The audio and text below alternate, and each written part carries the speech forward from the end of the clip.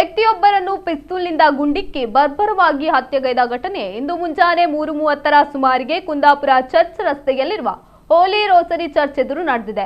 ಮೃತರನ್ನು ಬಾರ್ಕೂರು ಕಚ್ಚೂರು ನಿವಾಸಿ 45 ವರ್ಷದ ಐವನ್ ರಿಚರ್ಡ್ ಮಸ್ಕರೇನಸ್ ಎಂದು ಗುರುತಿಸಲಾಗಿದೆ. ಪ್ರಾಥಮಿಕ ಮಾಹಿತಿಯ ಪ್ರಕಾರ ಐವನ್ ಅವರು ಮುಂಜಾನೆ ಮಹಿಳೆಯೊಬ್ಬರೊಂದಿಗೆ ಕಾರಿನಲ್ಲಿ ಚರ್ಚ್ ರಸ್ತೆಗೆ ಬಂದಿದ್ದ ವೇಳೆ ಆರೋಪಿ ಪಿಸ್ತೂಲ್ನಿಂದ ಗುಂಡು ಹಾರಿಸಿ ಪರಾರಿಯಾಗಿದ್ದಾನೆ. ಗುಂಡೇಟಿನಿಂದ ತೀವ್ರ ರಕ್ತಸ್ರಾವಗೊಂಡ ಐವನ್ ಸ್ಥಳದಲ್ಲೇ ಮೃತಪಟ್ಟಿದ್ದಾರೆ.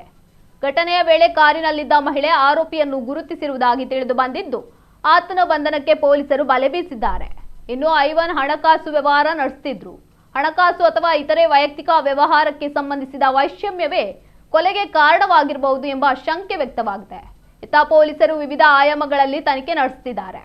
ಘಟನಾ ಸ್ಥಳಕ್ಕೆ ಜಿಲ್ಲಾ ಪೊಲೀಸ್ ವರಿಷ್ಠಾಧಿಕಾರಿ ಹರಿರಾಮ್ ಶಂಕರ್, ಹೆಚ್ಚುವರಿ SP Sudhakar Nayak, DYSP HD Kulkarni, Kundapura ನಗರ ಠಾಣೆ ಇನ್ಸ್ಪೆಕ್ಟರ್ ಜಯರಾಮಗೌಡ ಹಾಗೂ ಪಿಎಸ್ಐಗಳಾದ ನಂಜಾ ನಾಯ್ಕ, ಪುಷ್ಪ ಮತ್ತು ಅನೂಪ್ ನಾಯ್ಕ್ ಭೇಟಿ ನೀಡಿ ಪರಿಶೀಲನೆ ನಡೆಸಿದರು.